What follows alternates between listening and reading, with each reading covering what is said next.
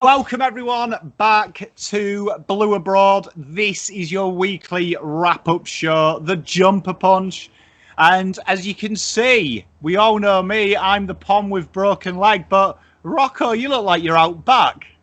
Mate, I come out for a small trip and then they tell me I've got to stay up along the Murray for 5 days. So poor me, have to stuck here.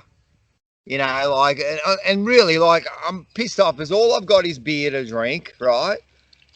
We've got a fridge full of meat there that I've got to cook a barbecue every 2 minutes, really, this Dan Andrews, I don't know what he's doing to us, but unfortunately, I'm stuck here for 5 days, mate.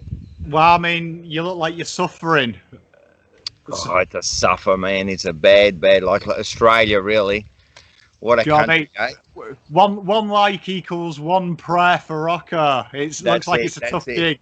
Yeah, that's it, guys. Let's give up the likes. As you're watching, how about you just push that like button, because it definitely helps us and it helps Blue Abroad and it helps us get some better content out there. So if you push the like button, I think, mate, that'll be something you can do for us, yeah?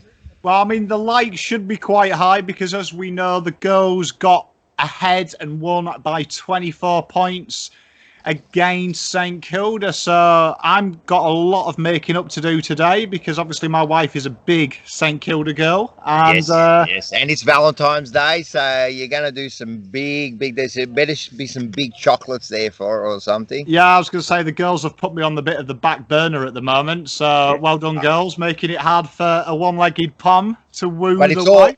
It's all worth it because our girls come through this week, yeah? They did come through, and I suppose we should digest the game. Yes. I mean, it was a very windy game. For those who haven't been to Moorabbin, I've spent a bit of time there. It is a weird ground with the wind as well. Like when there is a slight gust, it is like being on a sailing ship. So. Yeah. And you saw that, didn't you? In particularly the first and the third, you saw that the Carlton girls obviously weren't on the ascendancy so much because of that wind. However, one thing that did impress me this week was our ability to adjust. They adjusted to the situation. They played one back in both of them quarters, and they took their opportunities, which I don't think it was a comment we had last 2 weeks. The opportunities were there and they didn't quite put the knife into the victim and get the win. But this week, we saw that more ruthless streak from the girls. Yep, exactly, man. And it was exactly like last week was a big thing that they didn't really, especially that last quarter, they didn't take their opportunities. But this time they did. And the other thing I was impressed, the coach, man, he done some moves this week. He actually was proactive, and the big move I liked was putting Egan, was it Egan or was it Odia? It was Odia. Yeah, Odia, she went back, forward, middle. She was everywhere, wasn't she? Mate, so in the first quarter when we were going against the wind, he's put her back there and she's done the job. And then second quarter, she put her in the forward line and did the job. So he was bold and he done some moves, man, which I think was a big thing of us winning that game yesterday. Yeah, I also really enjoyed our inside 50s this week. I think that kind of weather does play into our kind of default mode at the moment of bombing it in. But I did like the fact that there seemed to be a lot more variety with the inside 50s. We weren't just targeting Taylor. There was a lot of kicks to people running on. And it looked I felt more confident with that performance. By no means was it polished, but it was in the right track. They did what they needed to do. And it sets us up well, I think, for next week. 100%, man. And I'm telling you, at times, man, when Carlton play or when the girls play the way they did yesterday, they look slick, man. They really looked sick. They were moving the ball. There was a lot of handballs. They were trying to get a move quick. But at times, they slowed it down when they needed to. And I really liked that, especially near the end. They were slowing it down, taking control, and then whipping forward when they had to. And they lowered their eyes a little bit. And look at the big difference, That, in actual fact, they smashed St Kilda yesterday. Apart from that first quarter, which was goalless, and I was a bit worried there. I'm going, oh, not again, you know. But they really did smash them yesterday. You see, I enjoyed the goalless first quarter just because I knew what the wind does there. Yeah. So I was like, if all you've got to do is outscore your opposition when it's your turn with the wind, and providing it doesn't change. But I mean, I thought they did a really good job. Yep. First quarter aside, I also thought having them ins back, we had McAvoy back. Lalofi obviously returned, and I thought she did a splendid job on Griezler as well. It looked more settled, didn't it? The back line started all of a sudden look a bit more settled, yeah? It's a huge thing, and I also think McAvoy being there as well. I think that bigger body, it does create opportunity for us. It does create the mismatch around the ground, wherever she may be. So it was good as well. It was nice to see as well Grace Egan get back amongst the ball. Yes. As well, she was really good. How good was she? Yeah. It was good, and it's what we've been saying. If one of the girls has a bad day, we want them to step up, and it was good to see. Last week we were raving about Georgia G. This week we're raving about Grace Egan. So it's good to see one person steps down, another person steps up. Yeah, and then one person just keeps on going, and that's Maddie. Like, seriously, that first half is as good as I've seen any women, or maybe a lot of men play. And that was an amazing first half by her. She absolutely killed it. And mate, anyone that turns around and says like, oh, you know, the women's game and that, man, seriously, she'd be close to getting a game for some of the clubs out there just quietly. She's that good, I think. She's definitely a mercurial talent. I mean, 24 touches, 5 tackles, a goal and a behind for her troubles. I mean, and 17 of them touches were in the first term. So, I mean, that's a huge one. And we did get a really good comparison this week because we had Georgia Patriarchos for St Kilda, who is an absolute superstar in her own right. And there's been a lot of people talking that she's Maddie's successor already. The press is talking about that. And it was good to see them two girls go head to head. Maddie probably got the chocolates this week, but that is an exciting battle I think we've got to look forward to for the next couple of years. 100%. I'm glad I'm not a commentator because there's no way I could say both their names real quick in one passage of play. There is no way. The AFLW does froth a Greek surname. So it does like a Greek surname, I have noticed. But all round though, I think in summary, the girls, it was an accomplished performance. This is the kind of performance that needs to be their worst standard. So it was scrappy in places, but it was ruthless in the right places. And it sets them up for next week. I think so. Just quietly, who do we play next week? Any idea? No, we're still at the mercy, as it stands, of Dan Andrews and whatever imaginary restrictions he's going to put on us. So, I mean, at the time of recording, the rumours are it's going to be extended to 2 weeks. It's probably going to be behind closed doors. Let's hope the AFL do the right thing. Does that mean I need to go and buy more beer? 2 weeks. Gee, it's going to be tough on me. You might be living there, bro. You might be living there. That's it.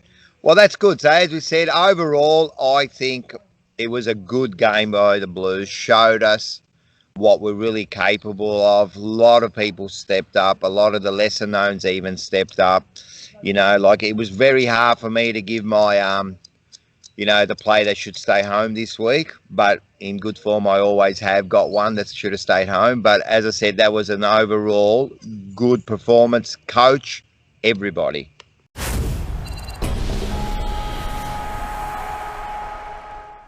It was a good game. It was a good game. So, I mean, I suppose we should go to our quarter-by-quarter votes for the esteemed Jumper Punch medal.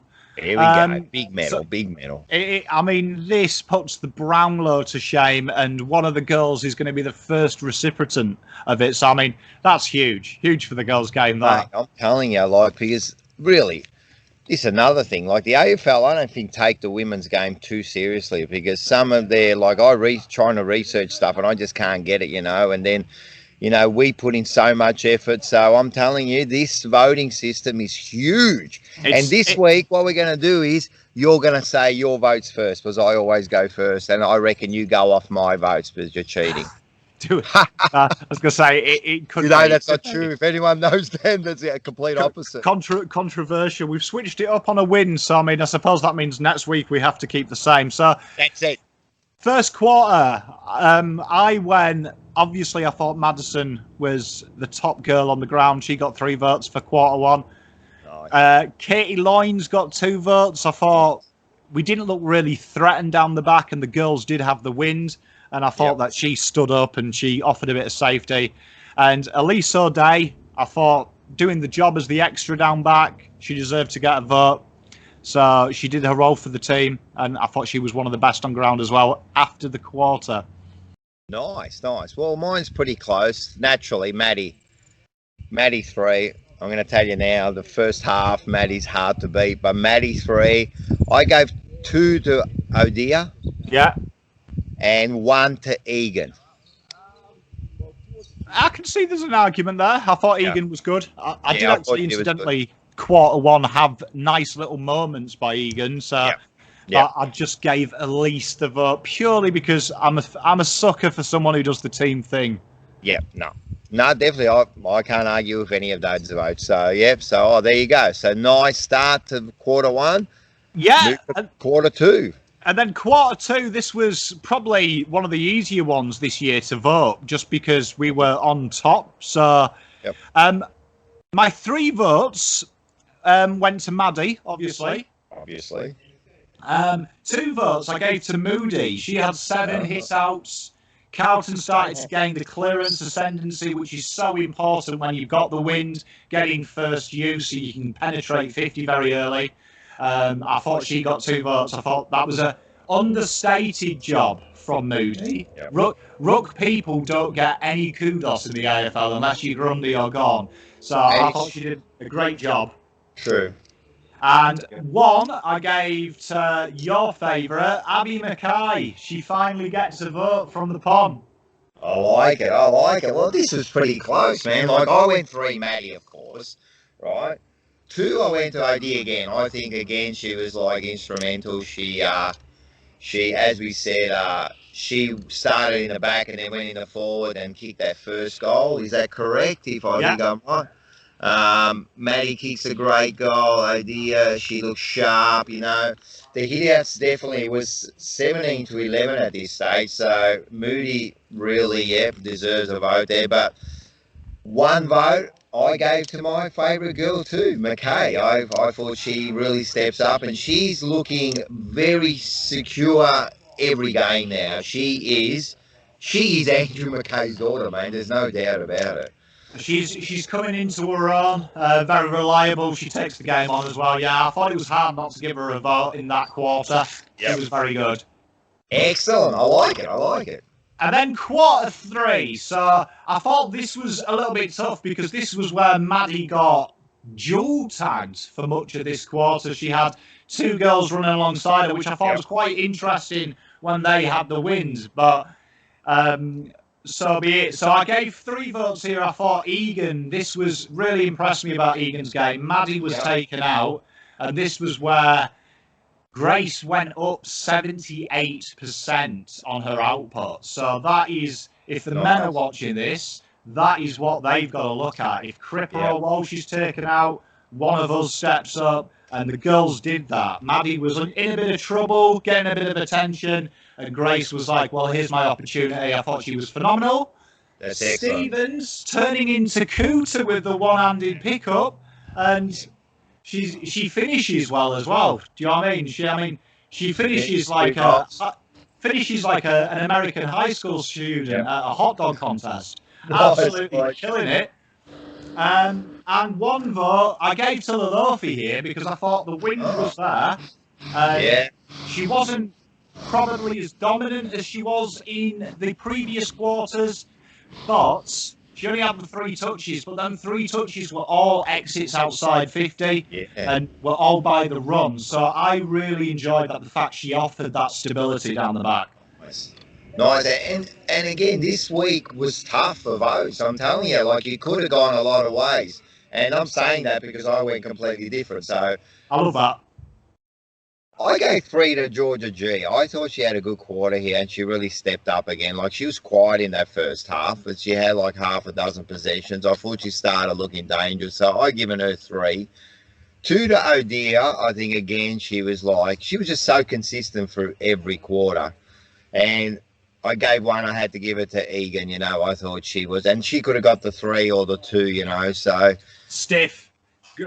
Grace, you're stiff. You're stiff. Yeah, it was stiff, but anyway, they're the Rocco votes, mate. That's the way I saw it. I mean, I was having a few beers yesterday, so no, I agree with you. Honestly, I reckon 3-2-1 could have been about 7 goals at one point. Mate, they played such a good game for every quarter. It was actually I was struggling to give votes. I mean, the only votes I really was sure about was Maddie in that first half. There was no one was going to pass her, but apart from that, I mean, it could have been anyone. Yeah, so good stuff. I like it. 100%. And then we're at the final quarter, the business end. I gave 3 again to Egan. I thought Egan's second half was just spectacular, 100%. And I thought she became Maddie for most of the second half. Yeah, she was the outlet. 2, 100%. I like voting for this girl, Jess Hoskin. I thought she was brilliant. She played that Ed Kerno role this quarter as well. She steadied the ship. She was good. Some toughness about her. And O'Day again came in the votes. I thought she was offering a lot off the ball. There was a few hard bumps. She created space, particularly for Egan a few times down the wing, shepherding for her. So I thought she did the team thing. Nice. Well, I went Egan first, 3 votes, definitely. Like, she had a really good game. I'm telling you, Maddie, Egan, and Odia, man, like, they were stars this week. I gave 2 to Stevens. She kicked that goal off the ground, you know, like, she deserved 2 votes, even if it wasn't maybe just for this quarter, for the half, you know, she deserves something. And again, I could have picked half a dozen players here, but I went Moody. I thought Moody deserved a vote regardless. Again, she dominated the ruck, man. She was so good in hit outs. It ended up being 29 to 18, you know, so she definitely dominated the ruck again, man. I reckon she's dominated the ruck all 3 games just quietly. She has. She's been very dominant, and it's I mean, it's a position that no one gets love for, I think, as well. 100%. Like, but if they don't play well, they get picked out straight away. But when they're almost the umpires, you know, like, you know, you don't want to notice them, but they've got to do their job. You know, they've got to do their job. Exactly. I couldn't agree more. And let's see how that totaled up in the final vote. So we give 5 in this one. Suppose we'll keep it going. I'll go first. I went 5 Maddie. Oh, all right. 4 Egan. All right. 3 Moody. Ooh. 2 O'Day. Ooh. And 1 I gave to Stevens. Oh, all right. Yeah, I can see that. Definitely. All right, I'm going to be a bit controversial here. I got 4 out of those 5, so just in a different order. So I gave 5 to Idea. I thought she was the best player on the ground. She was instrumental at the start. As I said, they put her up the front. They put her up the back. She steadied the ship. Then they put her up the front, and she was a quick impact straight away. So she definitely got 5. 4 to Egan. I think we were the same there. I gave 3 to Maddie. Maddie maybe a bit stiff, but she kind of went quiet a little bit in that second half, but she was definitely like instrumental to setting up the game, 100%, yeah.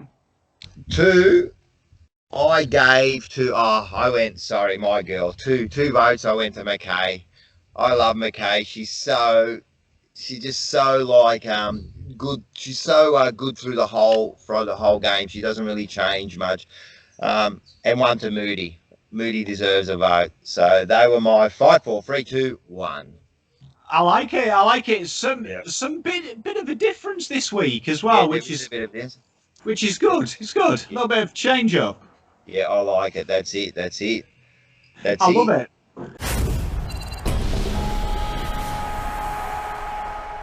Well, then, I suppose we go on to everyone's favourite segment, the coaches' votes. Yes.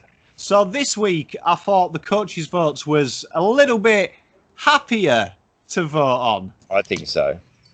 So, I mean, we've been critical of Dan Harford for not changing stuff and being a bit samey. I thought there was a little bit of ingenuity, though, this week. And he looked to change it. He looked to mix it up. He looked to fix and rectify the problems as well. Very tough when teams play one behind the ball. I thought he worked that out where St Kilda couldn't quite work it out.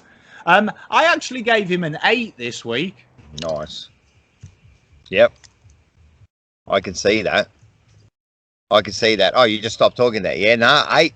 I gave very close to an 8, and I'm thinking, as I said, from the first bounce, this bloke, Daniel Harford, already done the moves, and he'd already done it by putting O'Dear at the back there and then changing her around. And as I said, I noticed they slowed down when they had to.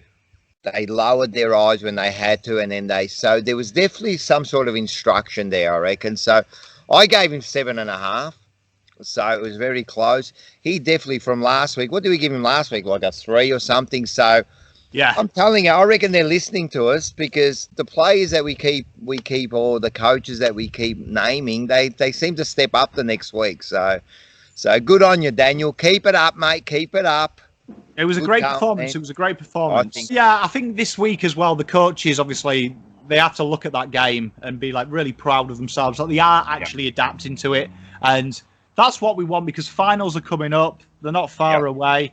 And really, we haven't got chance for one mistake anymore. So we're going to have to be adaptive. Oh, definitely. Maybe one mistake through the next 6 games or whatever there is, So, look, they've started good, and you're right. Let's hope that next week they continue on. Look, if they just do what they did last night or yesterday, man, they're going to give themselves a chance, and that's the main thing.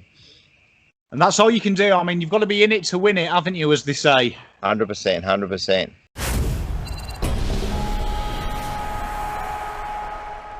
And then let's look at the umpires. We love the umpires' votes. I gave the umpires a 5.5 this week, and that was because I didn't really notice them. Mate, you're speaking my language there. I gave them a 5, and exactly that. There was a couple near the end where I thought they went a bit harsh, but I'll give them that. But you're right, I didn't really notice them, and it wasn't until the end of the game where I had to think, how good were the umpires? Like, I've got to give them some sort of votes here, and I couldn't really think. So to me, umpire should not be seen, mate. You should not be talking about the umpires, and I think they did that this week.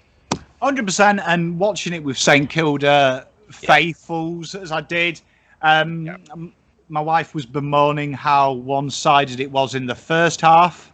Yeah. She kind of shut up in the second half, so I thought, I don't mind controversial decisions if they even themselves out at the end of the game. I'm a firm believer. It's why I'm against any form of video replay and stuff, because I think if a fan is honest, and I see a lot of Carlton fans moan about umpires a lot, genuinely, it evens out. It does if you're honest. And the free kick count tells the story. 17 to St Kilda, 18 to us. It's pretty even, yeah. Do you know what I mean? You can't get much more equilibrium than that. And that's the kind of equal I like, just slightly in favour of us, but ultimately fair. Always. Yeah, look, you didn't really notice them, so just keep that up, mate. Just like maybe wear fucking invisible cloaks next time, because really, I don't want to be thinking about you, And that's what they did this week, so good on you. Good on you. They were very good. Everyone's favourite segment. It is my favourite segment, because I just don't know who you're going to pull out of the hat. And you don't. I haven't told you. Yes, should have stayed home, love. Should have stayed home. You should have stayed home. And you're not going to be happy with this, because it is one of our favourite girls. She's got a great name, but Mimi Hill. Oh, wow. Really? Well, I know, it's tough. But, I mean, you should have stayed home, because I'll just, I wrote down some, like she had 6 possessions, but one of them was a kick. There was 5 handballs there, and I think a couple were ineffective anyway. But the bit I didn't like, 0 tackles. 0 tackles. So, Mimi Hill should have stayed home. Yep, so unfortunately, look, you got to get out on the track this week and hope that you don't get it next week. But really, this week wasn't the best game for you. You see, I would have given it to Andy Mayer, but like I'm telling you, there was a few that I could have gone, but it was that tackle count that really got me. Not even 1 tackle, so. It's tough first year. It hurts though, because I've been a big advocate of you. So up your game, Mimi. I can't have it. I can't have it. I can't have that on my show. Hey, it's not about what happens, right? It's about what you do next. That's life. It's not what you do now. It's about what you do after the event. So we'll see what happens next week. And look, I've got faith in Mimi. She'll be back hard next week. She's going to be humming. She's going to run through players next week, I guarantee it, because she's going to hear this. She doesn't want to do this 2 weeks in a row. Yeah, but this week, unfortunately, Mimi, just sort of like not showed up.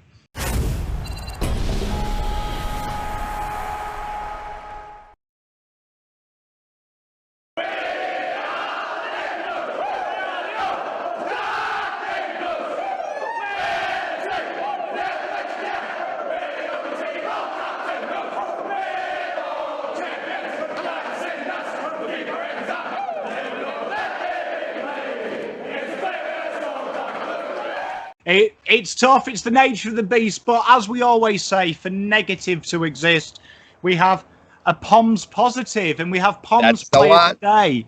And from the sadness that was me seeing Mimi Hill not have the greatest of games, came this passage of play. And I thought this summed Madison up. As you can see, she skirts on the back of the pack, and she's always waiting to make something happen. And I thought that was a peach of a kick as well. Peach of a kick. She weighted it beautifully over the waiting fullback, and it set us up as well. It was an important moment of the game because very important. We're really at the stage in the second that obviously we knew that was the wind quarter, and I think she really started it. That was the time we hit the lead, and we never really looked back from that moment.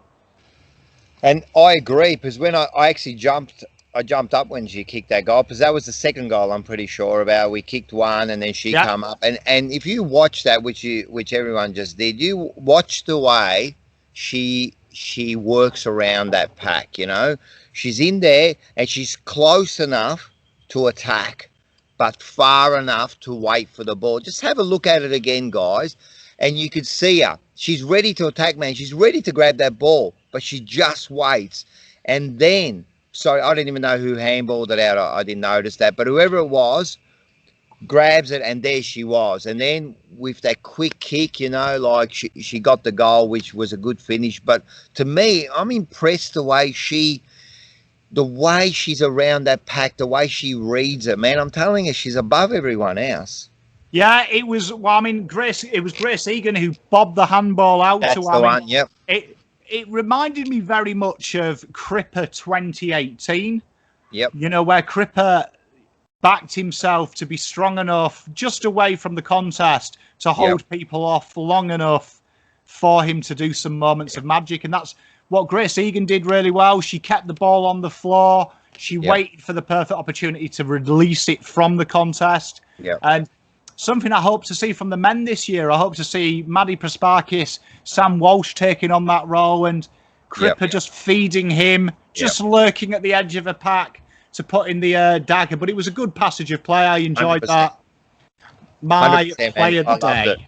I loved it. That was a good pick. Good pick, Dan, man, of the play of the day, because that just showed the class of that player, man. She was really, really good. Yeah, that was a good play. And there could have been another half a dozen, because, as I said, Carlton had a good game. But, that's a good one. I like it. Focus. We pick on 2 girls totally at random. And the first one we'll have a look at is Nicola Stevens. So redeveloped now as a forward, the Carlton way. that we take you from one position and train you in a new one. Yep. That is the most Carlton thing I can think of. And Yep. it paid off this week. I thought 10 touches, 1 mark, 1 tackle, 2 goals, 1. Yep. It was a very impressive. Should have probably been 3 goals. I think she could have got that third. But you can see here touches all around the forward line. Pressure. If she didn't lay the tackle, she was putting the pressure on, which is important. Yeah, and even like you can see the 10 touches, and they're all in the right position. She's putting pressure everywhere, but she did a lot more than just those 10 possessions. She was real busy around that ground, and that made a huge difference to our forward line. Yeah, so she was really good. And again, she started a little bit slow, but she came into the game, and man, this is exactly what we need. And I'm going to give a quick shout out to Vesio too.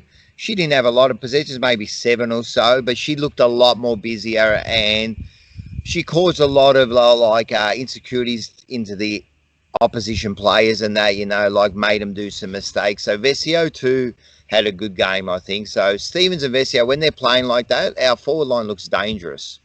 It's a perfect small forward combination. I thought, we don't look at them in touches, look at them in what they do. I thought both Stevens and Vesio, like you say, they paddled the ball on, they spoiled hard.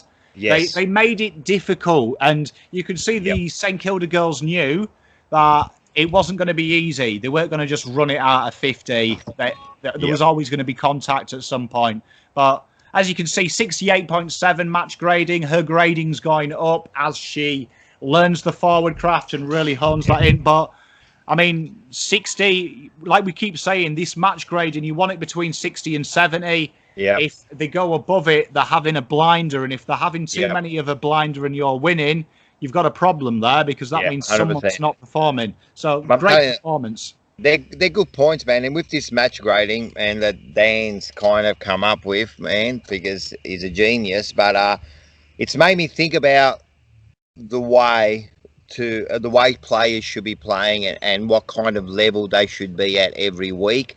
And like we said, if everyone's at that same level, you get that even consistency. And if someone drops, someone should go up and make up that percentage.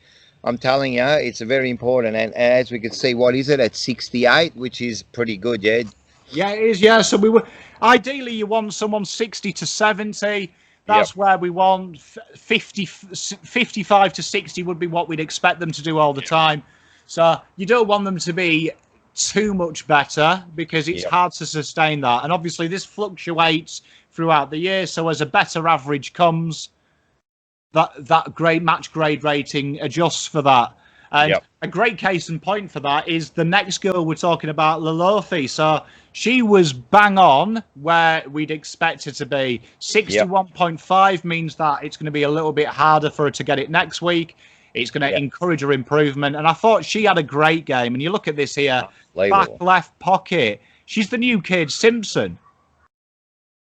I agree 100%, man. And what a great comeback. I mean, I know she was only out 1 week, but she's come back and she's secured that back line. She had a really good, and she always looks, when she gets near the ball, she looks dangerous, and they worry about her. She's quick, she reads the ball well, and you could see that heat map there, man. She's like all over the place, and she was right on. Whoever she was on, man, she was always on their tails. So she was on G-Train. Caitlin Griesler, who we know is a threat, to say the least. And I mean, obviously, when Lalofi went home that night, she emptied her car keys out of her pocket, some chewing gum, and brought Caitlin out and put her on the kitchen bench as well. Absolutely towed her up. And I thought one thing I picked on Lalofi for as well for this is something this heat map doesn't show, is her intent. She looks to attack space, which, again, to compare this to the men's game, because obviously it's Carlton both sides, is something that I'm hoping to see Sard bring to our team as well, the men's 100%. Team. That you don't always have to kick it, you don't always have to handball it. Sometimes you can just take off and attack the space, and it creates chances. And I think it's an understated part of Lalofi's game. I think for me, I would say if we were doing the best and fairest, she'd be top 3. 100%, man. Like her games, the 2 games that she's been in, Yeah, she's been in the votes. No, I'm really impressed, and that was another good one. That's good that we showcased because you could have easier have showcased, Maddie or Odeer and that, but those two players was good. I like that. Well, Maddie's had a lot of love from this show, so I thought I'll give the Maddie love a rest for a week. She's going to get plenty of love through the year, man. I can't see her dropping at all, so she knows how good she is. We know how good she is. Everyone else has now got to step up, and mate, we can do this now. I'm confident, man. After that first win, man, I'm pumped, man. We're taking the premiership now. Mate, I mean, it's the first of many, isn't it? The first of many wins this year. And it's easier to do the show on a win, isn't it? Yeah, 100%. 100%, man. I'm loving it. And hey, listen, it wasn't us. You got me thinking all week. I'm going, man, it's our show. That's why the Blues aren't winning, But now the curse is off, mate. We're on a winning streak now. Yeah, the Gypsy curse. It's gone. It's gone. It's gone. I went and saw a shaman this week and feeling a little bit better about myself, I think. Yeah, that's good, man. That's good. Yeah, I did a bit of praying, and I did a bit of I went to a spiritual crystal person, and everything's fixed up. It's good. Yeah, we won't lose ever now. We're on air. That's it. Never. We'll be fine. We'll be fine. And then we come to my favourite part of the show, the 19th person. So this week just gone, the lovely Sonia Perishon, she was the 19th person. Sonia. She amplified what we're about here at Carlton Football Club. Yep. She dropped some banter. Yeah, love it.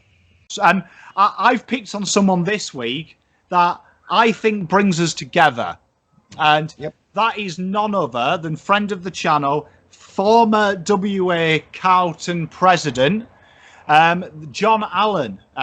Now, for those who don't know John Allen, he does some wonderful work with WA. He's just stepped down to spend more time with his family, which is part of the reason why he deserves this award this week, because he gives up every available time for us as fans and our great club.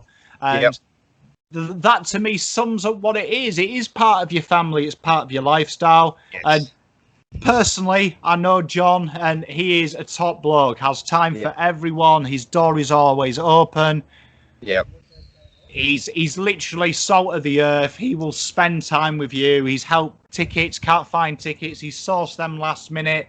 He's a great bloke. So he's what it's all about. So John, 19th person, my friend. Well done, John Allen. Yeah. And, massive Carlton person. So, I like it. I like it. I don't know John personally, you do. So, but I like his work.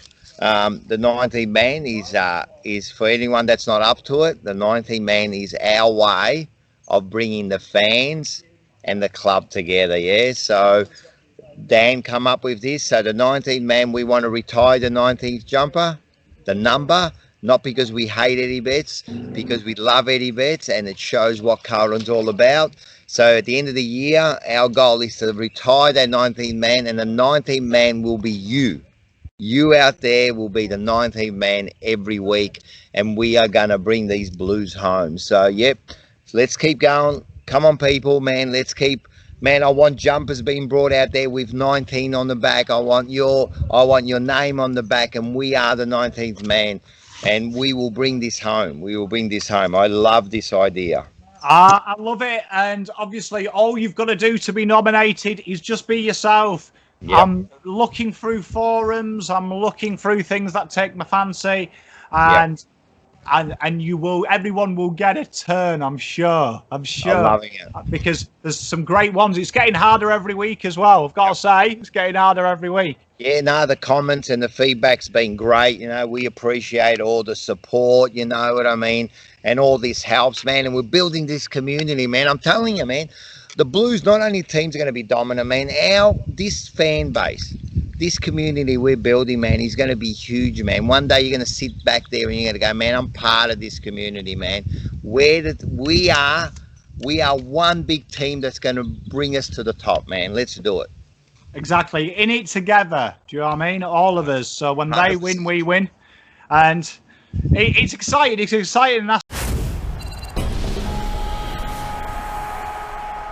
was very popular last week, Mr. Rocco. You're very good at dividing people. You're like the Dan Andrews of this show. I love it. Well, I'm only speaking what people are thinking, you know what I mean? And I did get a little bit of feedback. People weren't happy either, but that's good. At least we're getting talk out there, you know, and let's hope that Cribbo heard it and maybe we can get some sort of answer this week or next week or close enough anyway. So I'm really passionate about that. I'm sat on my edge of my seat. What is the Rocco rant this week? Mate, you know what I'm sick of? This is what I'm sick of, man. Like, I'm going to attack. Right, I'm going to attack not the female game. I'm going to defend this female game, right? What I'm going to attack is everybody out there that bags the female game, man.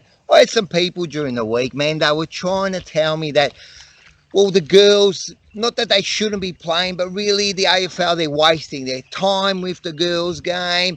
And what are we doing? Everybody out there, right, that's thinking like that, get off it. Right, what is wrong with you? Have you watched this game? They have every right to play this game. And not only have they got every right to play this game, they've got every right to have all the advantages the males have, right? And another thing, have a good look at this game, guys.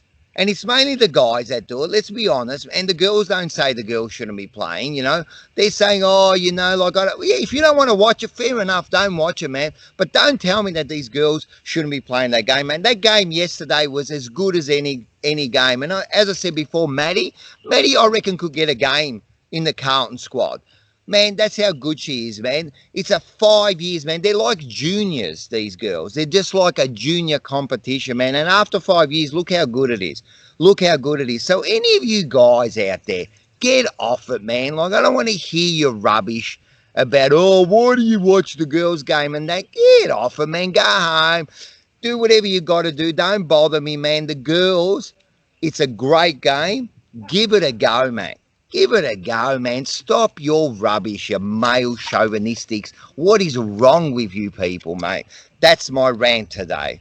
I think it's spot on as well. I mean, this week as well, I was in a group and I saw the AFL. Someone shared Paxman's kick for Melbourne. She was absolutely brilliant at the weekend. For those who tuned in and watched the rest of the games like I did, me and my wife, we enjoyed watching the Melbourne derby. That was a good game. But this is my add-on to that rant.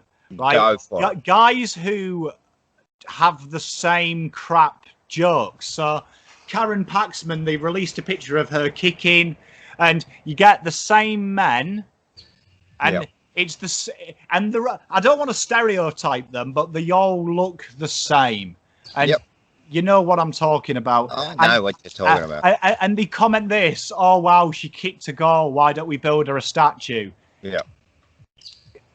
One thing annoys me more than idiots who don't like women's football is people who use the same shit jokes about women's football as well. 100%. Because banter is huge to me. I'm a Pom. If you've got bad jokes, it's probably a sign from God himself that you shouldn't have an opinion. I agree. If you can't make me chuckle, yeah, your opinion's probably not wanted. I mean, to me, it worries me because there's a lot of young girls, a lot of young boys. My son, he is huge on girls' footy. He loves it. And I think partly because it's a little bit slower as the girls get going. So it's easier for him as a 6-year-old boy to keep engaged and see what's going on and learn the idiosyncrasies and things like that. It's not so fast-paced. Exactly. He loves it. And I think it's beautiful that my son's idol's a female. Because... Really? Who is it? His favourite player is Taylor, obviously. Oh, wow. That's good. That's great that a little boy, his favourite player is a female. There's nothing wrong with that, man. Because he likes boxing as well. So yeah, wow. He's already told me he's going to win Carlton a flag at full forward. And then in the summer months, he's going to go and knock some guy out and be the champion of the world. Well, let me add this too. All you guys that reckon that, oh, you know, they shouldn't play. You know what, man? I don't know, Taylor. But if you want, I can organise a boxing match with her, and then we'll see what you say about her after she punches your lights out, man, because they're as tough as any of us. And even like someone like Georgie G, right? I reckon she would run through most of these blokes that talk out there. They all tough. Listen, man, you know, I really got being pissed off this week about the way, man, you don't want to watch it, don't watch it. Don't watch it. Right? You see, don't make these stupid jokes that are not even funny, man. And you got no idea, man. Really. And you see that's the case in point for me. Like, you've got to remember, we need to get behind these girls, because I guarantee you, I've seen soccer. Soccer's a bigger sport than AFL. It's got a global following. It makes probably in a week what AFL makes in a year globally. Yeah. But I've seen the development of the girls' soccer, and I've seen that it's taken 10, 15 years to reach a standard where people appreciate it. These girls are ahead, way ahead of the soccer girls, way ahead. Skill trailblazers. They're trailblazers. Yeah, and I'm excited because I think 10 years' time, I think it's going to be a really good game. And it's exciting because I think it's the groundbreaker for the young kids. I'm really touched that when we do these videos, the majority of people who reach out to me are 14, 15, 16-year-old boys and girls. And that excites me because they're the future of this club. When I'm an old man and I decide to go fishing instead of covering stats, it's one of these people PMing me that's probably going to say, Pom, I want to do what you do on Blue Abroad. 100%. And they're going to drive the culture. So to me, it's exciting. Get around it. And if you don't like it, do we have to poo-poo everything we don't like? Mate, that's with these blokes. It's part of their DNA, mate. They wouldn't just poo-poo that. They would poo-poo everything. You know what I mean? They would put everything down just to make themselves feel better, you know. But just, you know what? Hey, anyone that knows me, and if you're going to do it in front of me, trust me, don't. Just walk away, man. I don't want to hear it, right? I don't want to hear it. Look at that. Rocco's rant, and he's become a social revolutionary. I love it. That's it. I love it. I love it.